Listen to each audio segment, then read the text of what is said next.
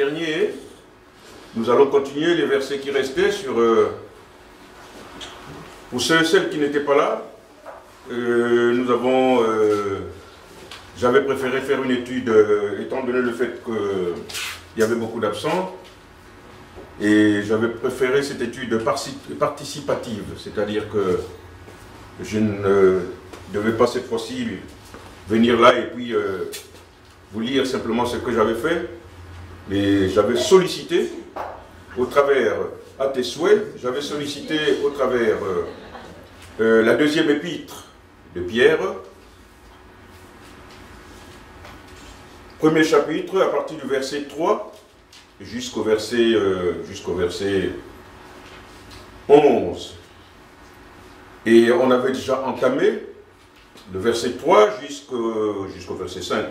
Donc il nous reste juste cette partie-là que nous allons partager ce matin. Mais pour cela, ma sœur Isabelle, le monde aimerait entendre ta voix éclatante pour nous conduire dans la sainteté du Seigneur. C'est 1 Pierre, 2 Pierre 1. 3,15. 3, oh 15 c'est trop loin. 3, 11. Bon, j'ai trouvé quelque chose. Non, rien, j'ai trouvé... oui, juste, mais parce que c'est... On s'arrête à 11. Merci beaucoup. Ça c'est Roscan qui avait... C'est pas de sa faute, c'est moi qui lui ai dit... Crayon. Ça va. Merci, Père Céleste, d'avoir mis ce havre de paix ici à Bessin. Merci parce que nous pouvons tous venir dans ta maison, te louer, te célébrer, nous ressourcer. Merci, Seigneur, pour ces moments privilégiés. Nous pouvons nous retrouver en famille. Garde ceux qui sont en vacances, Père Céleste, ceux qui sont encore sur la route. Fortifie ceux qui se sont un peu éloignés de toi, Seigneur, qu'ils aient une pensée pour toi aujourd'hui, que tu les ramènes vers toi. Nous te prions pour que ton Saint-Esprit soit sur ceux qui vont nous enseigner, Seigneur, et sur notre pasteur aussi. Prépare nos cœurs à accueillir ta parole, à ce que nous devons changer dans nos vies, que nous ayons à cœur de vouloir te suivre fidèlement. Nous promettons chacun de nos pensées, dans tes mains, Seigneur, qu'elles soient dirigées vers toi. C'est dans ton nom qu'on prie. Amen. Amen.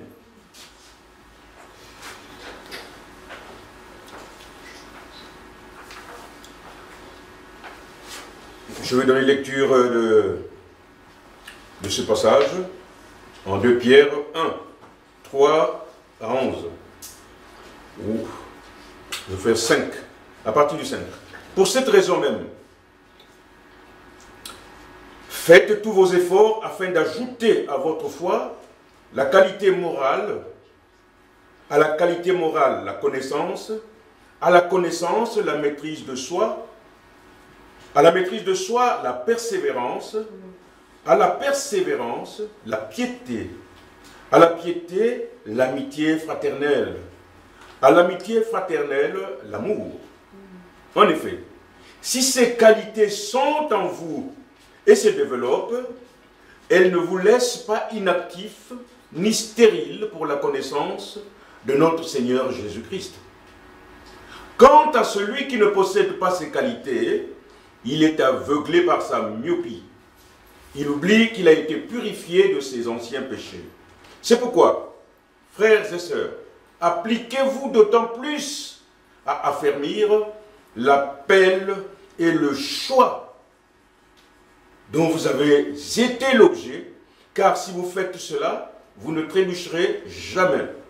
C'est ainsi en effet que l'entrée dans le royaume éternel de notre Seigneur et Sauveur, Jésus-Christ, vous sera largement accordée. Amen.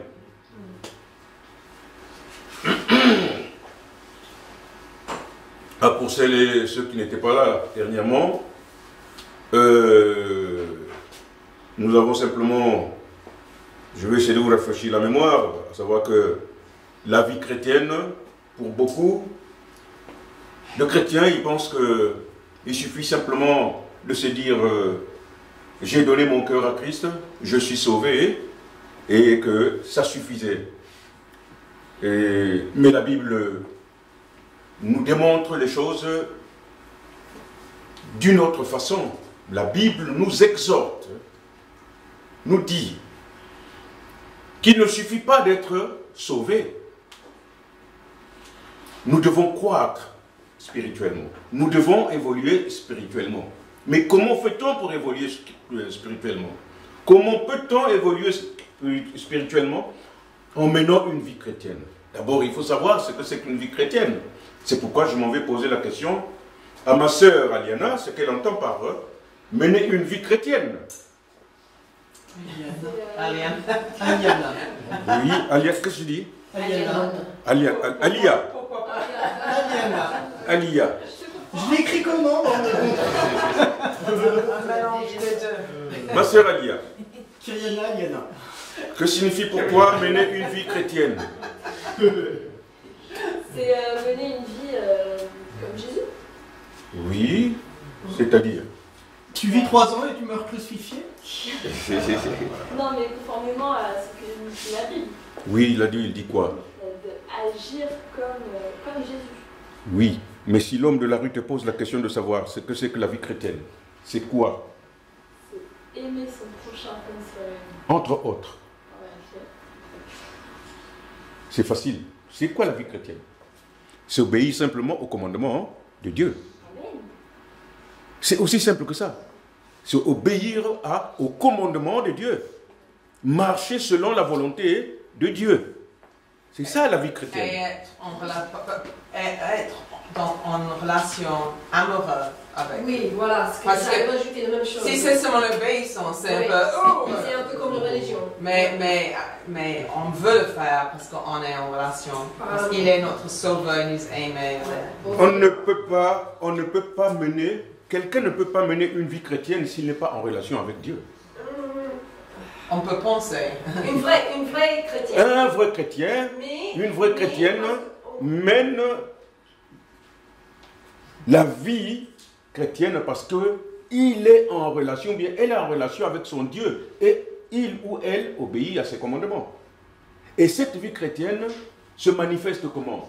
Justement en obéissant à ses commandements, au travers les prières des uns pour les autres, au travers les activités de notre assemblée locale, au travers les petits ateliers, au travers les études bibliques auxquelles nous assistons. C'est ça mener la vie. C'est assister à la prédication, au culte. C'est ça mener la vie chrétienne. Et donc, c'est vrai, on peut venir aussi assister au culte tous les jours. Mais cela ne suffit pas. Il faudrait que personnellement, que nous ayons soif de connaître davantage le Christ. Et comment on fait? On vient tout le temps aux études bibliques, à la prédication, ou bien lorsqu'on on va chez soi, on lit la Bible, on cherche à comprendre. Tant que nous ne faisons pas ça, la connaissance de Christ sera pour nous difficile. Et beaucoup de gens s'arrêtent en chemin parce qu'ils ne comprennent rien. Mais parfois, c'est de leur propre faute. Parce qu'eux, ils pensent qu'il suffit simplement d'être sauvé. Je vais à l'église, je sors après le culte. Les mêmes personnes, au sortir du culte, vous leur posez la question de savoir, mais quel a été le message? Parfois, ils sont incapables de dire. Parce qu'ils ne comprennent pas le mot justification, ils ne comprennent pas le mot sanctification, pendant que le pasteur est en train de prêcher sur ce mot-là. Mais vous ne pouvez pas le comprendre si vous n'assistez pas aux études, si vous n'assistez pas aux ateliers, si vous ne prenez pas la peine, arrivez à la maison, vous ouvrez la Bible, vous lisez et vous cherchez à comprendre. Lorsque vous ne comprenez pas, nous avons notre pasteur qui est là pour nous éclairer. Nous avons les anciens qui sont là, qui peuvent nous éclairer sur la question. Voilà ce que veut dire mener une vie chrétienne. Donc, pour cette raison même, faites tous vos efforts afin d'ajouter à votre foi la qualité morale. À la qualité morale, la connaissance. À la connaissance, la maîtrise de soi. À la maîtrise de soi, la persévérance. À la persévérance, la piété. À la piété, l'amitié fraternelle des uns envers les autres, des frères envers les sœurs, des frères entre frères, des sœurs entre sœurs. Et enfin, de l'amitié fraternelle à l'amour. Je pense ce passage va bien avec Ephésiens. Quand on lit Ephésiens, chapitre 1, on voit qu'est-ce qu'on reçoit comme chrétien, l'énormité de la divine puissance, être en relation avec Dieu, être dans les lieux saints. C'est tout Jésus, vraiment c'est tout Jésus. Mais maintenant, on a une responsabilité pour reprendre. N'est-ce pas? Donc mais on doit voir les deux ensemble. N'est-ce pas? C'est possible avec Jésus, parce qu'il a tout fait. Mais je dois être, qu'est-ce qu'on dit, prêt pour maintenant être obéissant. N'est-ce pas? Nous avons vu dernièrement, le dimanche dernier, au verset 3, ce que Pierre nous dit. Sa divine puissance nous a donné tout ce qui est nécessaire à la vie et à la piété en nous faisant connaître celui qui nous a appelés par sa propre gloire et par sa force. Donc, nous nous étions attardés là-dessus avec ma sœur Rémi sur le mot tout. Tout signifie tout. Le salut ne nous a pas été donné à moitié. Les promesses qui nous ont été promises ne sont pas faites à moitié. Non. Tout est dans la plénitude. C'est en totalité que le salut nous a été donné. Maintenant, c'est à nous, en dehors de ce que ma sœur Chen est en train de dire, parce que lorsque vous lisez Ephésiens, chapitre 1, c'est le passage préféré du pasteur et moi-même qui vous parle. Lorsque vous lisez Ephésiens 1, vous prenez tout le chapitre, du verset 1 jusqu'au verset 15, 14. C'est toutes les bénédictions que nous recevons lorsque nous nous convertissons à Christ. Et en dépit de cela, de ce que nous acquérons au salut, mais nous devons personnellement nous-mêmes rajouter à cela la foi, plutôt la persévérance, la patience, la piété, pour continuer à grandir, à croître spirituellement.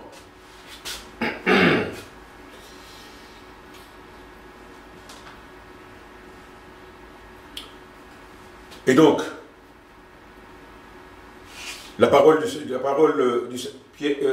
Martin, tu voulais dire quelque chose? Ok, non, parce que je t'ai vu faire un petit geste. En effet, si ces qualités sont en vous, en fait, vous voyez, ces qualités-là, c'est quand même c'est le fruit de l'esprit. Hein, entre autres, c'est le fruit de l'esprit qu'il y a dans Galates 22. En effet, si ces qualités sont en vous et se développent, elles ne vous laissent pas inactifs ni stériles pour la connaissance de notre Seigneur Jésus-Christ. En effet, lorsque nous avons tout ça, on a toujours soif de connaître davantage le Seigneur. On le recherche partout. On le cherche. On grandit, on croit. Nous croissons spirituellement. Et quant à celui qui ne possède pas ces qualités, il est aveuglé par sa myopie. Pour lui, bon, ben, il suffit simplement de se dire je suis sauvé et ça me suffit. Le fait de venir à l'église, ça me suffit. Non, ça ne suffit pas. Ça ne suffit pas. Nous devons, mais la vie chrétienne est un sacerdoce. C'est un sacerdoce. Dans tout ce que nous faisons, dans tout ce que nous entreprenons quotidiennement. Quant à celui qui ne possède pas ces qualités, il est aveuglé justement par sa myopie. Il oublie qu'il a été purifié de ses anciens péchés. C'est pourquoi, frères et sœurs, appliquez-vous d'autant plus à affermir l'appel et le choix dont vous avez été l'objet. Virgule, je m'arrête là pour l'instant. C'est pourquoi, frères et sœurs, appliquez-vous d'autant plus à affermir l'appel et le choix dont vous avez été l'objet. Ma sœur Rémi, que te dit ce passage? C'est pourquoi c'est une exhortation. C'est pourquoi, frères et sœurs, appliquez-vous d'autant plus à affermir. Comment nous arrivons à affermir l'appel et le choix dont nous avons fait l'objet. Et c'est dans tout ce que je venais de dire. Examinez incessamment les Écritures. Si je ne comprends rien, si je ne comprends pas quelque chose, je n'ai pas honte, je ne me couvre pas d'orgueil pour aller demander à ma soeur Isabelle, je n'ai pas compris ce que c'est que le salut réellement. Est-ce que tu peux m'expliquer? Mon frère Nestor, c'est quoi la justification? Est-ce que tu peux m'expliquer? Ou bien tu peux interpeller ton pasteur pour dire, pendant ta prédication, il y a un mot que je n'ai pas compris. Pasteur, est-ce que tu peux m'expliquer ça? On doit rechercher toujours cette connaissance pour mieux comprendre ce que ma soeur Sarah dit, l'œuvre salvatrice de Christ à la croix.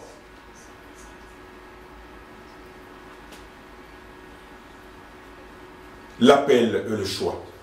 C'est un peu la prédestination. N'est-ce pas? Ce n'est pas... C'est pas nous qui maîtrisons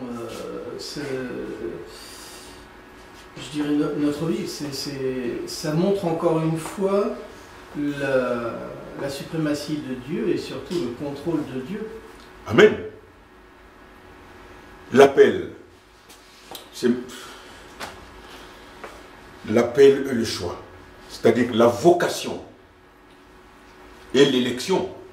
Il s'agit de la vocation et de l'élection. C'est-à-dire que l'appel qu'on nous a fait, mais il n'a pas appelé tout le monde. J'en ai parlé dimanche dernier. Et pourtant, quand Christ vient en bord de mer, il trouve Jacques, le fils de Zébédée, et puis son frère. Mais il n'a appelé simplement que les enfants, il n'a pas appelé leur père. Ce n'est pas tout le monde qui est appelé. Ce n'est pas tout le monde qui est choisi. N'est-ce pas? Ce n'est pas tout le monde qui est élu. Et fort de ces vérités, nous devons affermir davantage la foi dans la connaissance de notre Seigneur et Jésus-Christ. Ce n'est pas tout le monde qui a été appelé. Ce n'est pas tout le monde qui sera sauvé. Voilà ce que la Bible nous dit. Car si vous faites cela, vous ne trébucherez jamais. En effet, si nous appliquons tous les jours en la connaissance du Seigneur, au travers de sa parole, aucune fausse doctrine ne peut nous emporter loin de la vérité. Voilà ce que cela veut dire. Si nous nous affermissons par l'enseignement, mais qui peut venir nous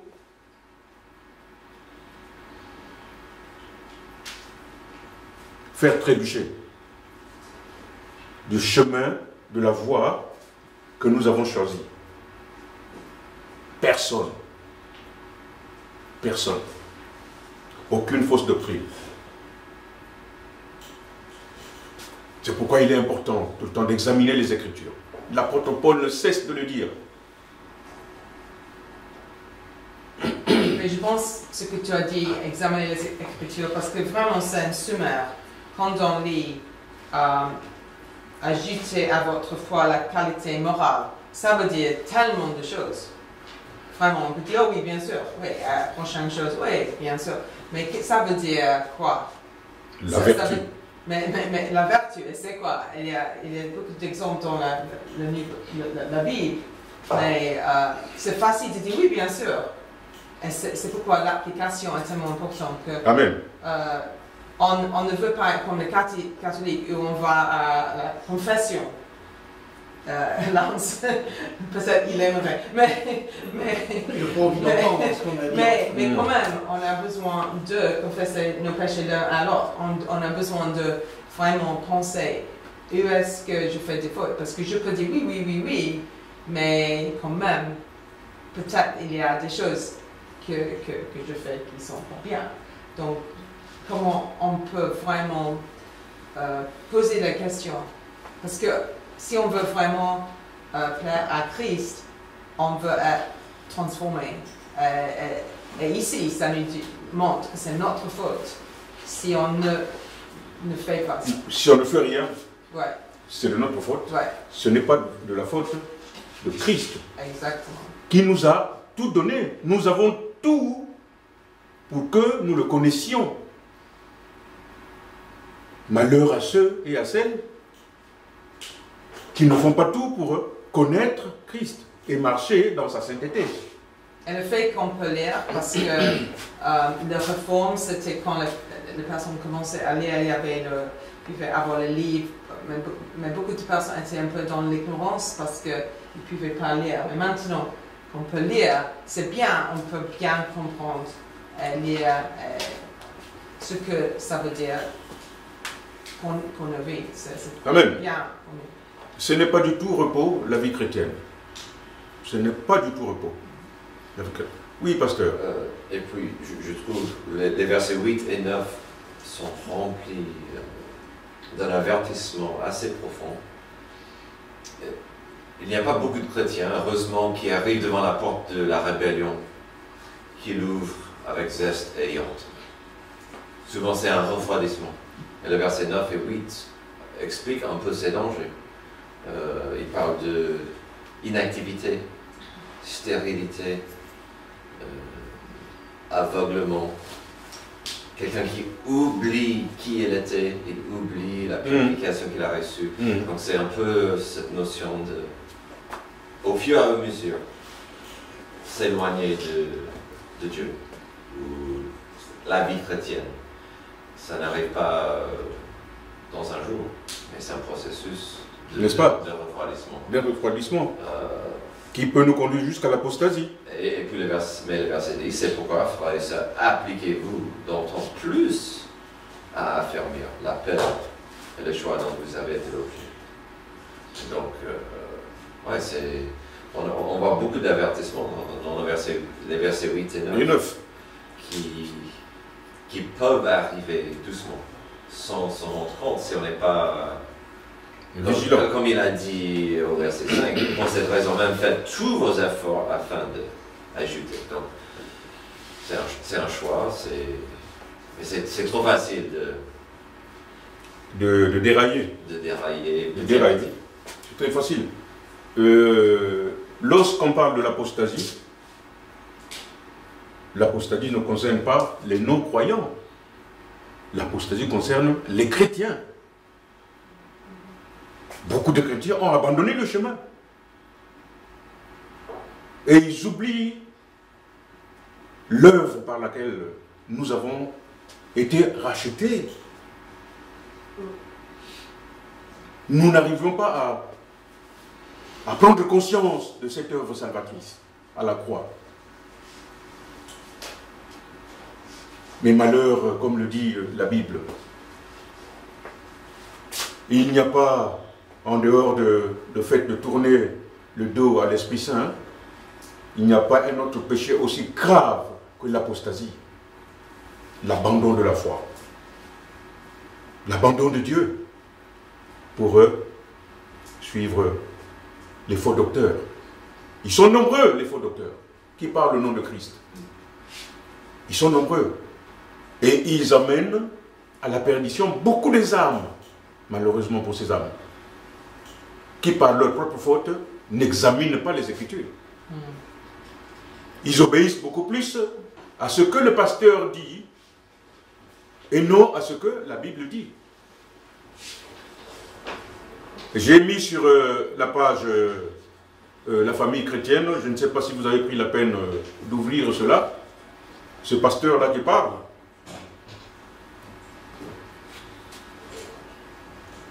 Ce pasteur-là qui parle du salut.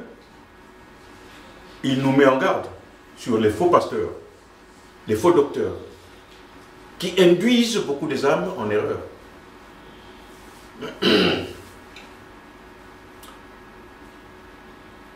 C'est ainsi, en effet, que l'entrée dans le royaume éternel de notre Seigneur et Sauveur Jésus-Christ vous sera largement accordée.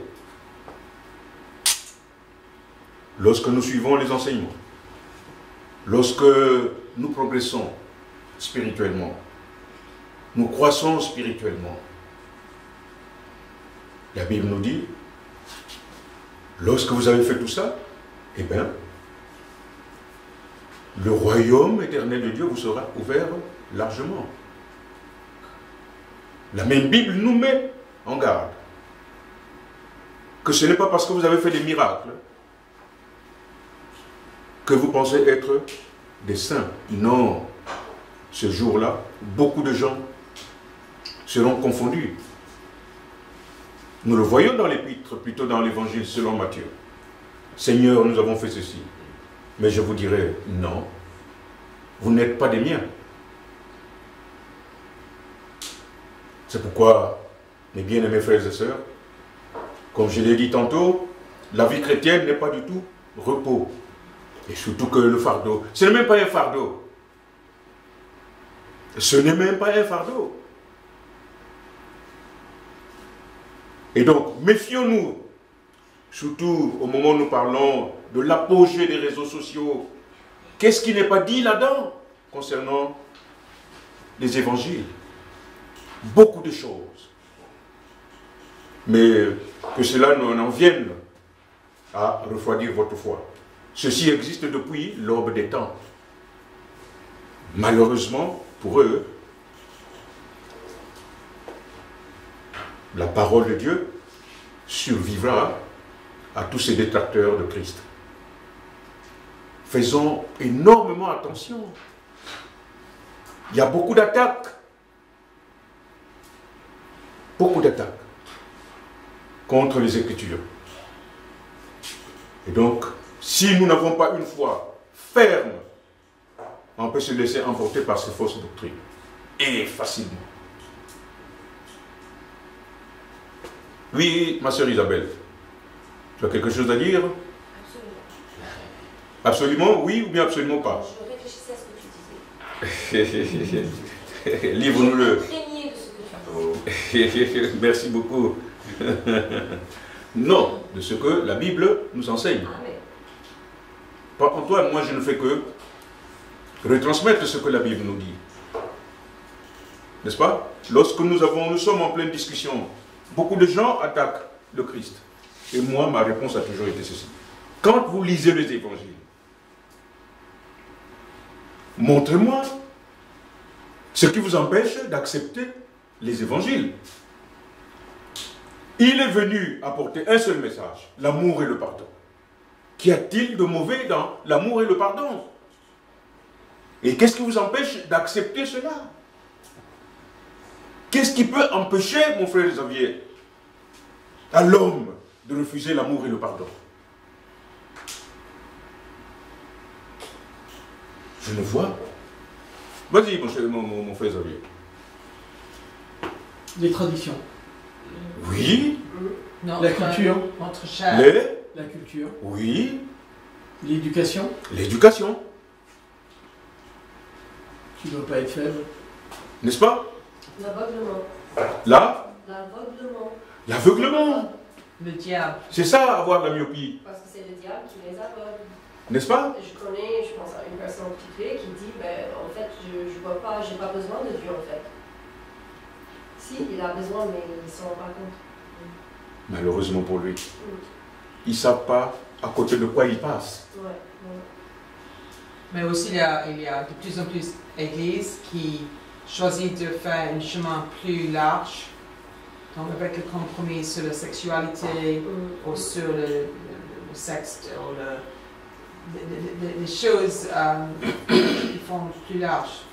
Le problème avec ça, tout le monde puisse entrer, mais ce n'est pas le chemin de Jésus. Non. Donc on pense, oh, c'est bien, parce que tout le monde est accepté comme il est, mais on a besoin tous d'être transformés.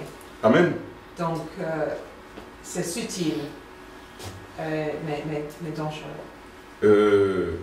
J'ai failli envoyer à mon frère Xavier justement une vidéo que sûrement tu as déjà vue.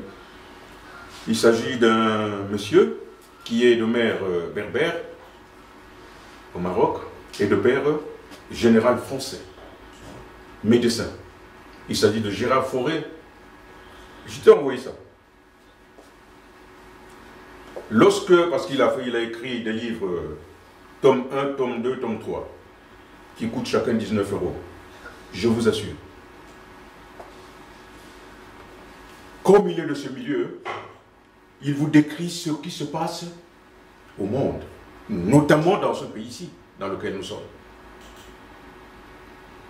Des sales choses. Mais quand je dis sales choses, des sales choses. Des enfants qui se perdent, sinon des enfants qui disparaissent tous les jours, sont victimes d'un trafic. Des choses abominables se passent au monde. Des choses abominables. Là-dedans, vous avez des hommes politiques pour lesquels vous pensez que ce monsieur est respectable. Mais derrière ce masque de respectabilité, il se passe des choses. Des pauvres enfants sont torturés pour capturer d'eux, pour prendre d'eux ce qu'on appelle la crème de jouvence.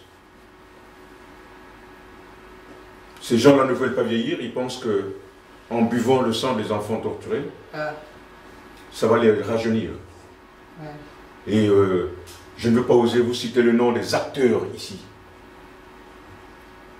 Ce monsieur cite. Il dit, mais Céline Dion, vous savez pourquoi elle est malade? Et il donne le nom.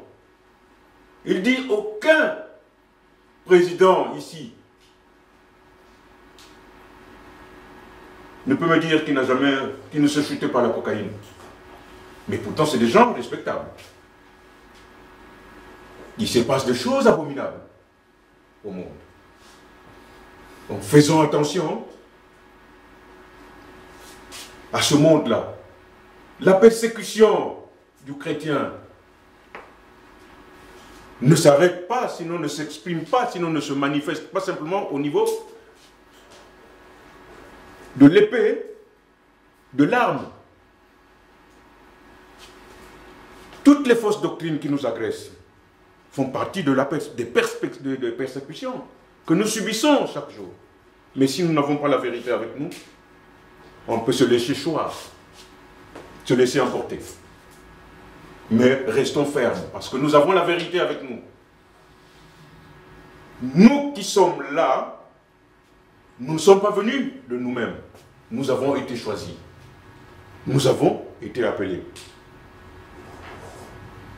Donc, en connaissance de tout ça, nous devons davantage affermir notre foi pour la connaissance de notre Seigneur Jésus-Christ. Merci de m'avoir supporté.